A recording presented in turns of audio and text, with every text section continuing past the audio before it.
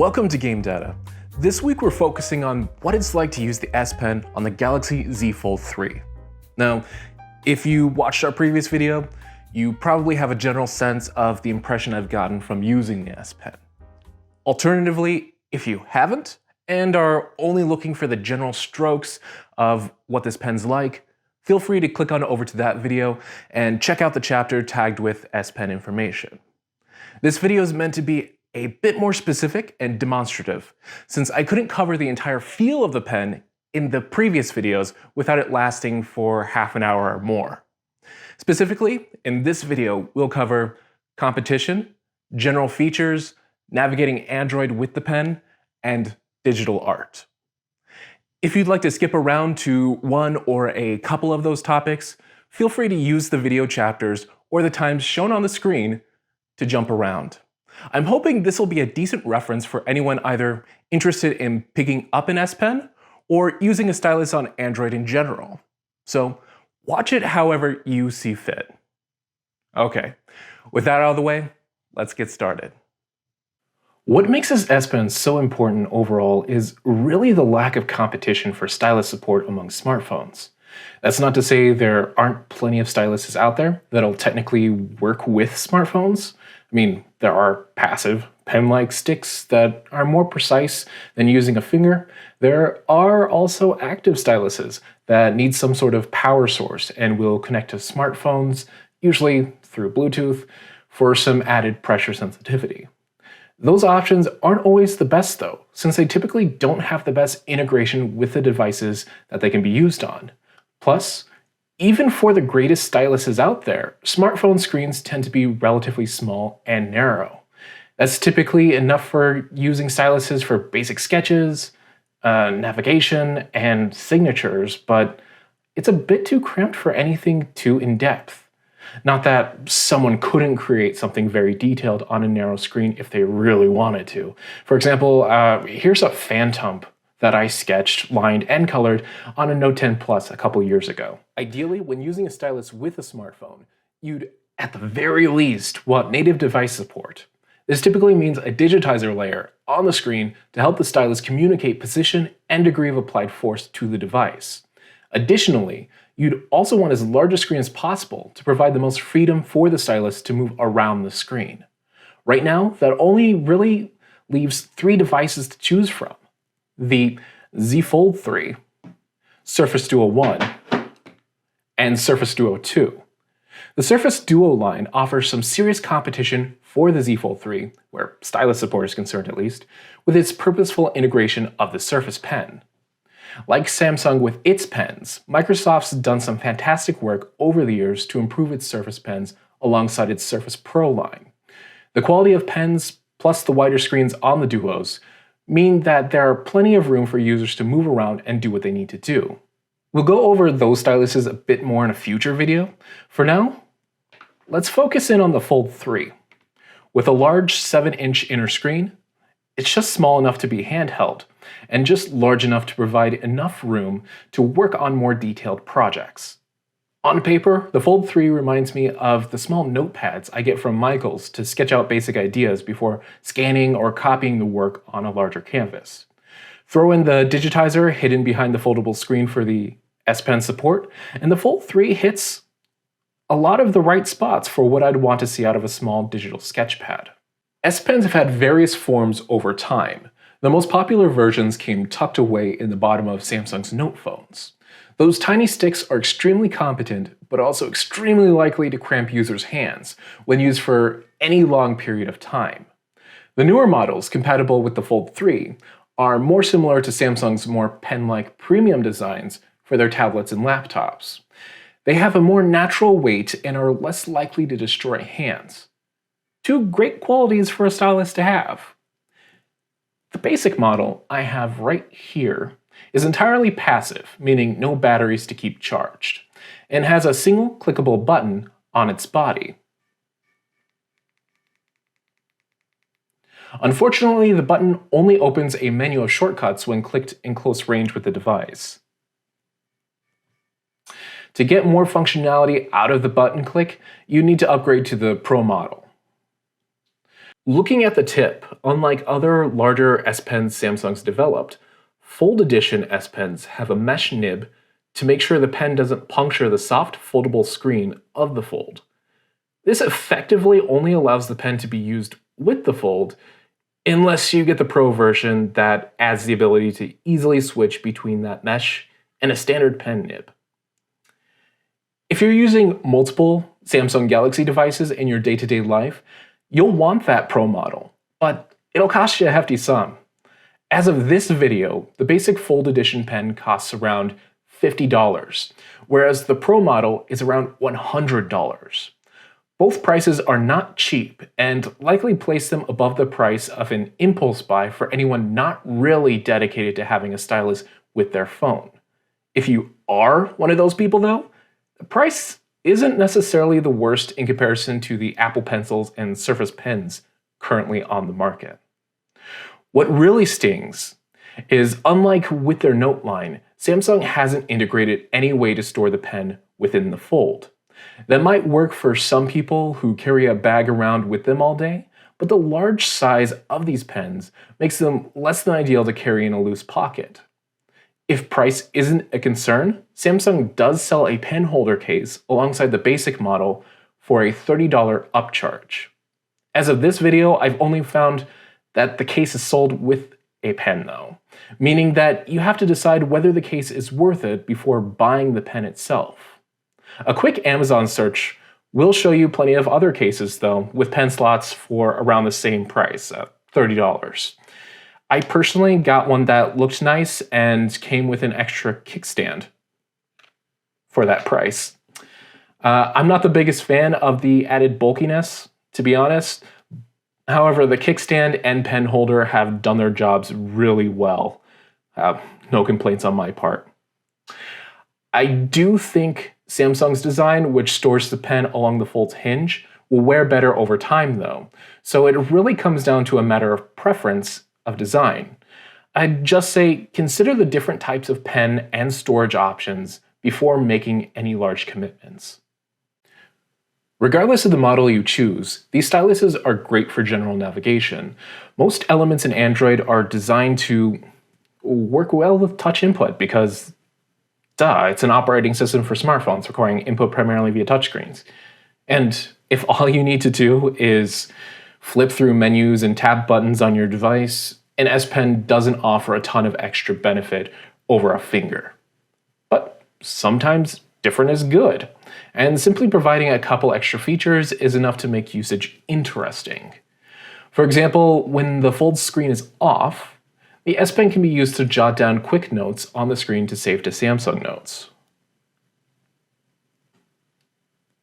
I used to use this feature all the time with my Note 10 Plus to help me think through code I was writing through without wasting a ton of paper.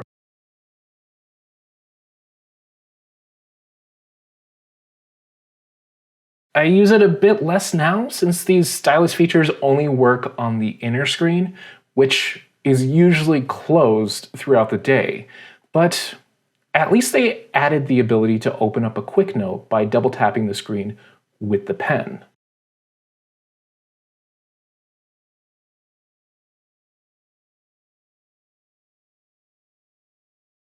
Hold it down, then there we go. Writing, write something.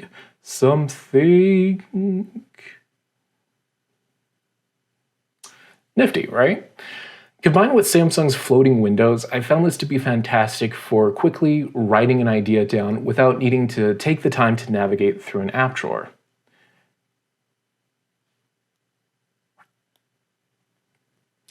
Additionally, when hovering the pen over the Fold screen, the S Pen works similar to connecting a mouse to the phone. If you notice, a small cursor appears on the screen to help track the pen's position. This helps make sure you're selecting only buttons, hyperlinks, and text you want to select. Particularly when accessing desktop versions of websites, that extra accuracy helps to prevent a lot of frustration, especially if you have larger fingers like myself and are prone to fat fingering unintended links. Here, let me show you an example. If I open up Edge real quick, I have sarahb.net, and as much as I love this website, it was definitely not made for touchscreens. So normally if I want to tap something, I'm going to select the incorrect link half the time, but with the S Pen, I can now select exactly what I want. So if I want to check out Pokemon attacks from Generation 8, I can do that really easily. Cool, right?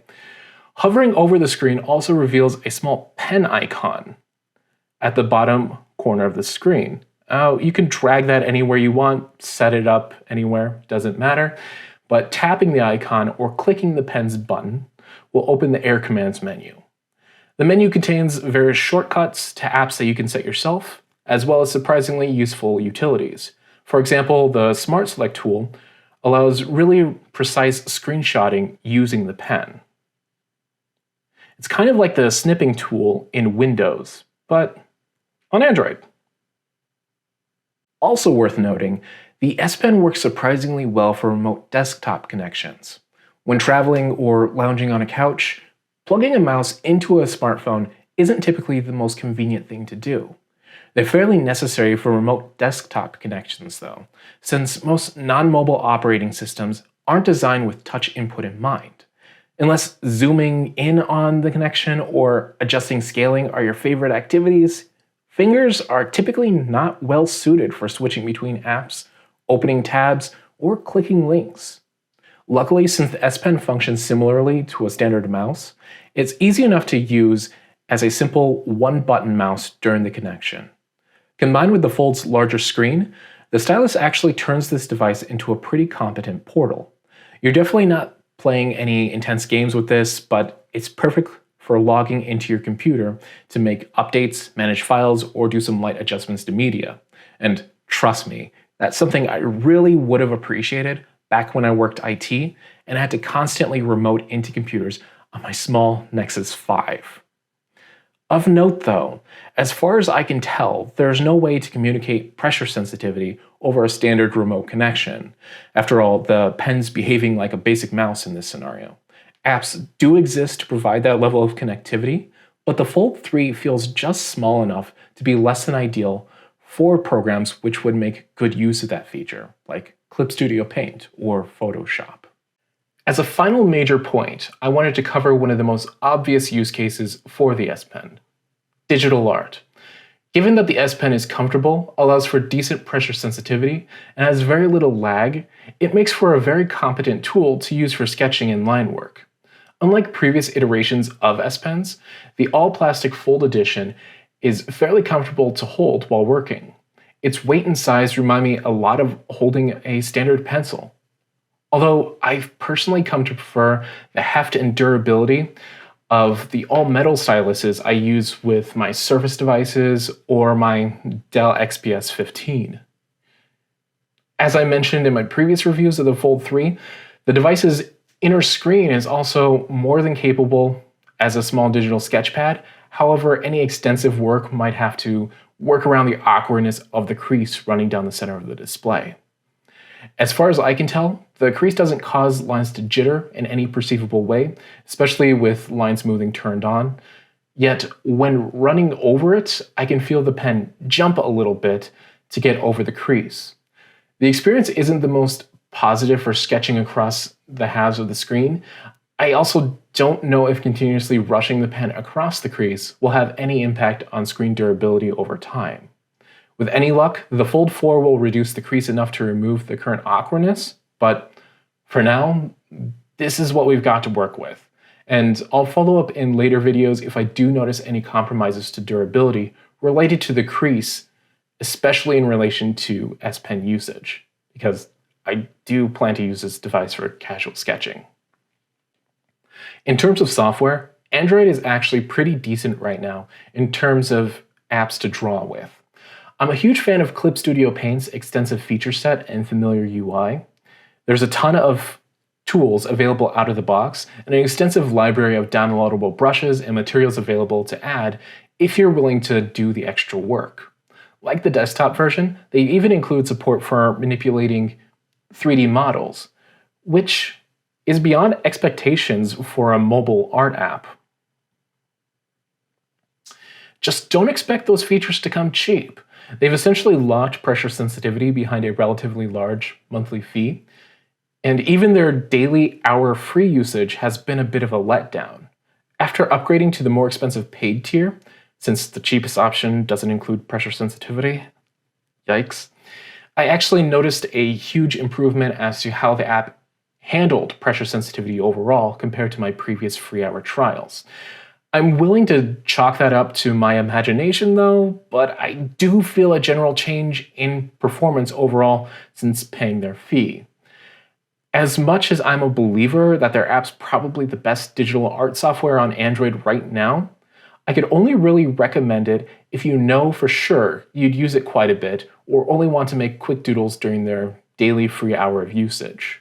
For everyone else, I'd personally recommend Medibang. It's not as feature-rich as CSP, but it definitely gets the job done without any extra payment required. Well, I mean, you can pay a small one-time fee to unlock a few additional features like folder support. That's entirely optional though, and there's nothing stopping you from using it forever without paying a dime. If either CSP or Medibang feel too cluttered, you can also try out Autodesk Sketchbook. I'm personally not a fan due to the high learning curve to learn how to navigate menus in the app. However, it is fairly thoughtful in its approach to a mobile UI and offers quite a decent amount of tools to work with. Combined with the fact that it's free, I'd say it's more than worthwhile to check it out if you haven't settled on a specific app yet. For today, I'm working in CSP because I, for some reason, enjoy paying monthly fees to software companies. And what I'm going to do is work through some basic sketching, lining, and coloring for a basic character, Litwick, just to demonstrate what it's like to draw on this device. Getting started is extremely easy. I just need to open up the app, which I already have open, and then create a new file. So by default, I work in a 5,000 by 7,000 pixel canvas, 300 ppi. That's what I like to do. You can do whatever you want when it's your turn to draw. Once inside, it's just a matter of choosing the right tool. I really like a harder airbrush tool because it mimics the default round brush in Photoshop. Ooh, nice. And you know, it's always good to make sure that you have that extra layer so that you're not drawing on the base. But once you have all that done, just have a go at it. But before we start, let's consider some references. As an avid Pokemon nerd, I can draw Litwick from memory without any trouble, but let's say I didn't and needed to check out the general form and shape of a little candle dude. This is where the fold really starts to shine. I can obviously import an image into my CSP canvas, which is what I typically do on a larger computer. But I tend to find that a bit wonky to work with on a smartphone display. Instead, I'm going to open up my sidebar, drag edge onto half of the screen, and just do a quick search for Litwick. From here, I have all the images of the internet, and then I'll just select this first one. And voila, there I go. I have my reference side by side. I can resize this a little bit to give myself a little bit more room if I want. And I can get started with that. But since the screen real estate is really limited here, instead of keeping it like this on the side, I'm actually going to float this out into pop-up. So now I have it in this nice floating window that I can resize however I want. It's a little bit jankier to work with this in general, but it gets the job done and gives me a general idea of what I'm drawing. And when I don't need it, I can just condense it down so that I have all that extra space to work with.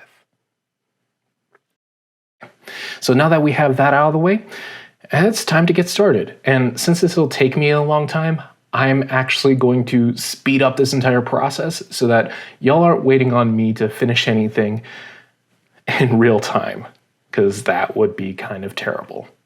So, wish me luck.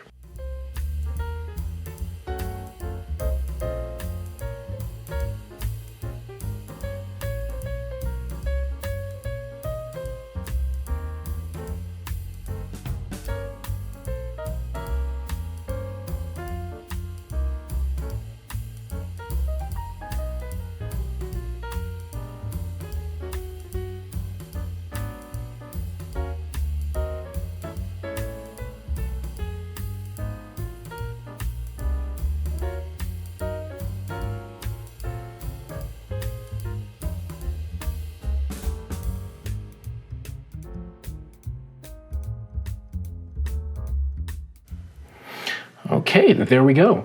The sketch is finished, and now what's next is to do the line work.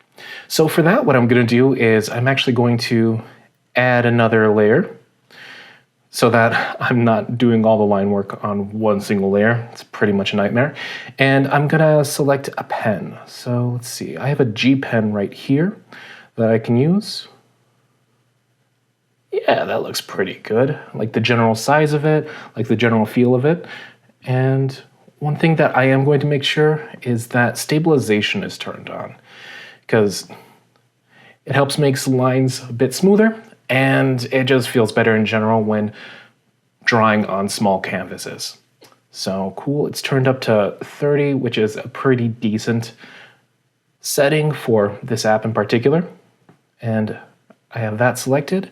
I'm going to lower the opacity of my sketching layer and go on to do the lines. Wish me luck.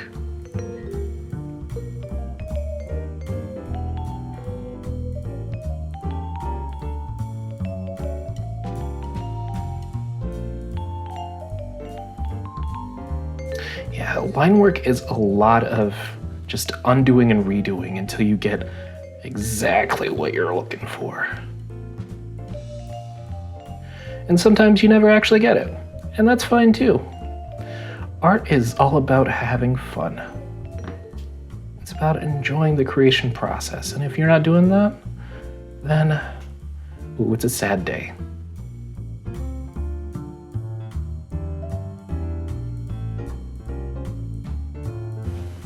Cool. Okay, and that's the line work done. Now I can just hide my sketching layer, and yeah, that's not looking too bad. So next up is just adding some basic color. Typically, actually in this step, I would have all of my line on a vector layer, which I believe you can actually do vector layer shenanigans in this mobile version of Clip Studio Paint, but we're just doing a quick thing right now. And I don't need the functions of a vector layer, which will allow me to like pop out this little divot in the line, make it look a little nicer. So yeah, we're just moving directly onto the color. So before I do anything, I'm gonna create a palette for myself. And basically that just means I'm creating a new layer on top of everything. And then I'm going to select a few colors based on my reference. So we have some purples, some blues going on. So let's see if we can select something that looks just about right.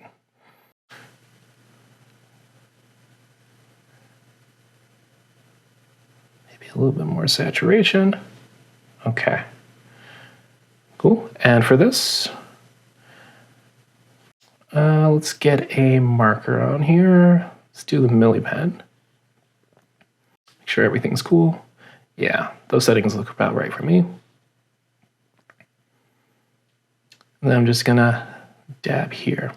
That's looking a bit dark, so maybe we go with something a little bit lighter. Fill over that.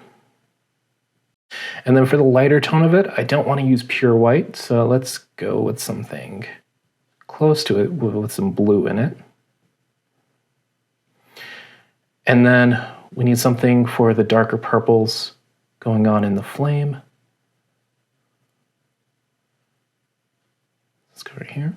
Yeah, just eyeballing everything right now. Good, if I were doing this with plenty of time to go, I would probably stress over all of this, but not the case right now. We're just doing something really quick and easy. And then the color of the eye too. So can we get a little yellow going on here? Maybe like right there. Cool, that's maybe a little darker than I want. So let's go with a lighter color up here for the unshaded portion. Cool. So we'll hide the reference again, and then we'll create some different layers underneath where we're actually putting it.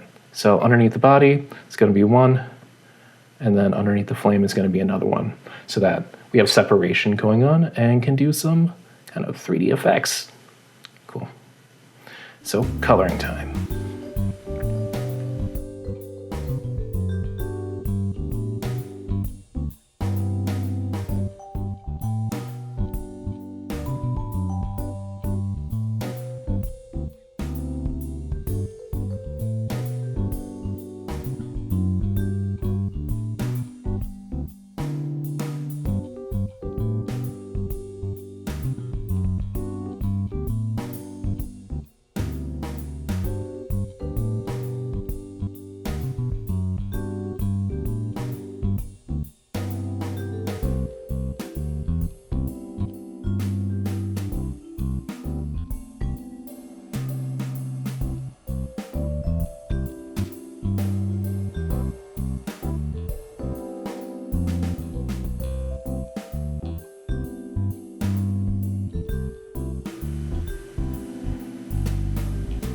Yeah, don't know if you can tell it on there, but as I'm going across the crease, it's causing my pen to jump a little bit. I don't know that it's causing any errors necessarily, but it definitely feels really weird.